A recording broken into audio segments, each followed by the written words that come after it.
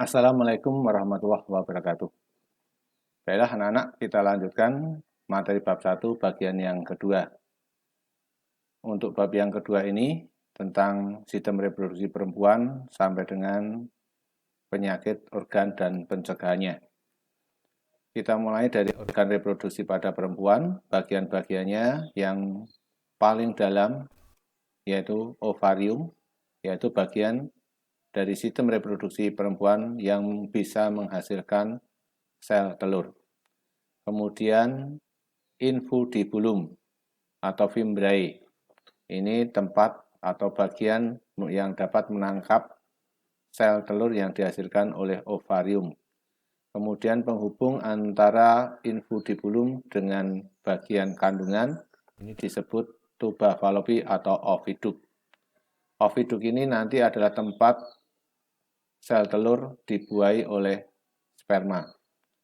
Kemudian yang bagian yang besar ini disebut dengan uterus atau rahim atau kandungan. Bagian dalamnya adalah endometrium atau dinding rahim. Kemudian bagian menyempit di ujung endometrium atau di ujung rahim ini disebut dengan serviks atau leher rahim. Mungkin kalian pernah mendengar penyakit atau gangguan kanker leher rahim. Berarti kanker ini terdapat di bagian ini. Kemudian yang berhubungan dengan bagian luar tubuh manusia ini adalah vagina. Vagina ini adalah tempat keluarnya janin ketika melahirkan. Untuk fungsi-fungsi lengkapnya silahkan kalian buka di buku paket. Kemudian oogenesis merupakan proses pembentukan sel kelamin perempuan. Jadi pada perempuan, sel telur itu dibentuk di dalam ovarium. Prosesnya disebut dengan oogenesis. Oogenesis sendiri dimulai sebelum anak perempuan itu lahir. Jadi sejak di dalam kandungan itu sudah terjadi oogenesis. Sel telur yang sudah matang akan diovulasikan atau dikeluarkan dari ovarium ketika perempuan berumur 10-15 tahun. Cirinya adalah perempuan tersebut mengalami menstruasi. Jadi ini adalah ovarium, ini adalah bakal sel telurnya, kemudian ini adalah ovulasi, keluarnya sel telur dari ovarium. Kemudian proses pembelahan selnya, karena ini adalah sel kelamin, maka terjadi secara meiosis, di mana satu sel telur itu membelah menjadi 4 sel telur. Hanya saja yang 3 ini berupa badan polar sehingga tidak bisa dibuai. Yang bisa dibuai hanya 1 yaitu ovumnya ini.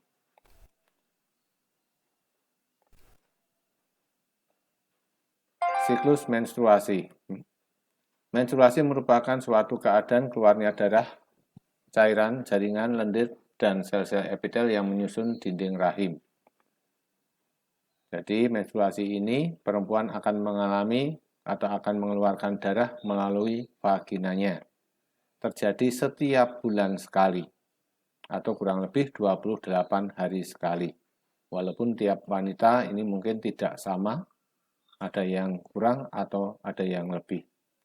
Kemudian siklus menstruasi terjadi apabila sel telur yang dihasilkan ovarium itu tidak dibuai oleh sel sperma. Jadi tanda kalau seorang perempuan sel telurnya belum dibuai itu pasti akan mengalami menstruasi. Begitu tidak menstruasi, itu merupakan pertanda bahwa sel telurnya itu sudah dibuai dan merupakan tanda bahwa perempuan itu mengalami kehamilan. Ya. Kemudian fase-fase dalam menstruasi dibagi menjadi 3, yaitu fase menstruasi 5 hari, fase proliferasi sekitar 10 hari, kemudian fase sekretori. Fase yang pertama, yaitu dinding rahim meluruh atau akan lepas dari dalam rahim, sehingga akan terjadi pendarahan. Kemudian hormon FSH memicu berkembangnya folikel dalam ovarium. Dan hormon FSH ini dihasilkan oleh kelenjar hipofisis yang ada di otak. Fase yang kedua, proliferasi. Folikel menghasilkan hormon estrogen dan hormon progesteron untuk memicu penebalan dinding rahim. Hormon estrogen ini juga memicu kelenjar hipofisis menghasilkan hormon FSH dan LH. Hormon LH memicu keluarnya ovum dari folikel. Fase ketiga, fase sekretory. Folikel yang telah melepaskan sel telur berubah menjadi corpus luteum. Ini corpus luteum. Sel telur ditangkap oleh fimbriae menuju tuba Fallopi. Jika tidak dibuahi, maka corpus luteum tidak memproduksi hormon estrogen dan progesteron, sehingga dinding rahim rusak, pembuluh darah pecah, dan terjadi menstruasi. Fertilisasi merupakan proses peleburan inti sel sperma dengan sel telur. Terjadi di dalam tuba Fallopi. Jika sel telur dan sel sperma ini sudah melebur, maka sel telur dan sperma ini membentuk zigot. Nah, zigot ini nanti akan melakukan pembelahan dari satu sel menjadi dua sel dan seterusnya. Berkembang menjadi embrio. Kalau sudah menjadi embrio, maka embrio tersebut pindah ke dalam rahim dan tertanam di dalam dinding rahim atau endometrium.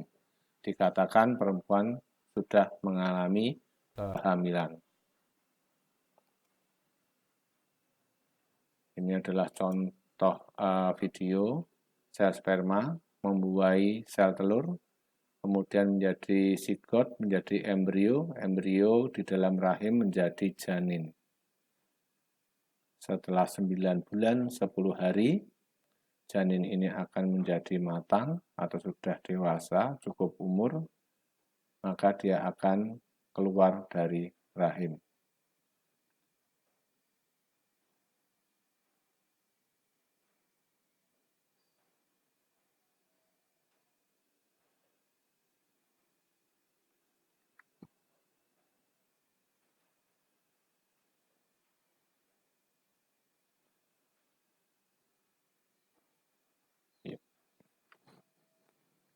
Penyakit sistem reproduksi pada manusia. Penyakit yang pertama adalah gonorrhea atau sering disingkat GO. Penyebabnya adalah Neisseria gonorrhoeae. Ini adalah penyakit menular yang menularnya lewat hubungan seks dengan orang yang menderita gonorrhea juga. Ciri-cirinya adalah terjadi pembengkakan pada bagian organ kelamin, kemudian kalau menyebar ini sampai dengan mata akan terjadi peradangan pada mata. Kemudian yang kedua, sifilis atau raja singa, penyebabnya bakteri Treponema pallidum. Ini juga sama, kalau sudah menyebar maka pada bagian wajah akan timbul benjolan-benjolan kecil bernanah. Nah, sifilis atau raja singa ini juga sering disebut dengan penyakit kencing nanah, karena ketika buang air kecil akan mengeluarkan cairan seperti nanah. Kemudian herpes simplex genitalis, penyebabnya adalah virus herpes simplex tipe 2. Ini juga sama, terjadi lepuhan pada kulit yang berisi nanah. Keputihan. Keputihan disebabkan jamur Candida albicans, bakteri, virus, dan parasit. Ini diderita oleh perempuan. Ciri-cirinya adalah di daerah vagina terdapat cairan berlendir berwarna putih kekuningan atau putih keabu-abuan dan menyebabkan bagian vagina terasa gatal. Penyebabnya biasanya kurang bisa menjaga kebersihan daerah organ kewanitaan. Kemudian epididymitis, ini adalah penyakit yang diderita hanya oleh laki-laki. karena epididymitis ini menyerang epididymis yang hanya dimiliki oleh laki-laki. Jadi bagian epididymitis ini akan meradang karena adanya penyakit menular seksual yang lain, misalnya GO, sifilis, atau yang lain. Kemudian pencegahan penyakit sistem reproduksi. Jadi agar kita terhindar dari penyakit sistem reproduksi yang perlu kita lakukan, yang pertama menggunakan celana dalam yang berbahan katun dan bertekstur lembut. Jadi jangan menggunakan celana dalam yang keras atau kasar dan tidak menyerap keringat, misalnya dari jin atau yang lain. Biasakan membilas dengan bersih organ reproduksi setelah buang air kecil maupun air besar. Mengganti celana dalam 2-3 kali sehari. Jangan dibalik, mengganti celana setiap 3 hari sekali, ya. Itu nanti celana akan menjadi sarang kuman penyakit bakteri. Memotong rambut yang ada di daerah organ reproduksi apabila sudah panjang. Dan ini juga sebenarnya menjadi sunnah bagi yang beragama Islam untuk selalu memotong rambut di daerah organ reproduksi baik laki-laki maupun perempuan, karena rambut yang panjang menjadi tempat bersarangnya bakteri dan jamur.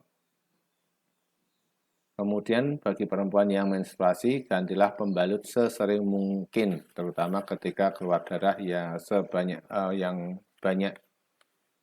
Karena pembalut yang tidak diganti-ganti akan menjadi tempat berkembang biaknya jamur dan bakteri. Kemudian perempuan hindari menggunakan sabun pembersih di daerah kewanitaan dan panty liner secara terus-menerus.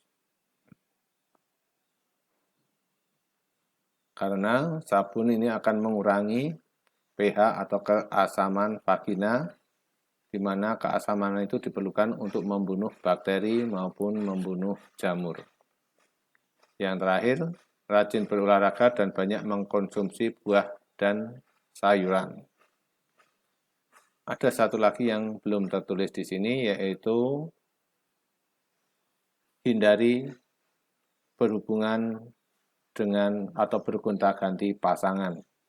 Jadi bagi besok kalau kalian sudah menikah, berhubungan itu hanya dengan pasangannya saja, maka insya Allah akan terhindar dari penyakit-penyakit organ reproduksi. Karena penularan penyakit sistem reproduksi ini lebih banyak juga dipengaruhi karena berganti-ganti pasangan. Kemudian untuk penyakit AIDS itu sebenarnya bukan penyakit organ reproduksi, tetapi penularannya memang melalui sistem reproduksi, yaitu salah satunya melalui bergonta-ganti pasangan yang kebetulan salah satu pasangan itu menderita penyakit AIDS. Ya, jadi itu yang bisa dijelaskan pada bab 1 ini.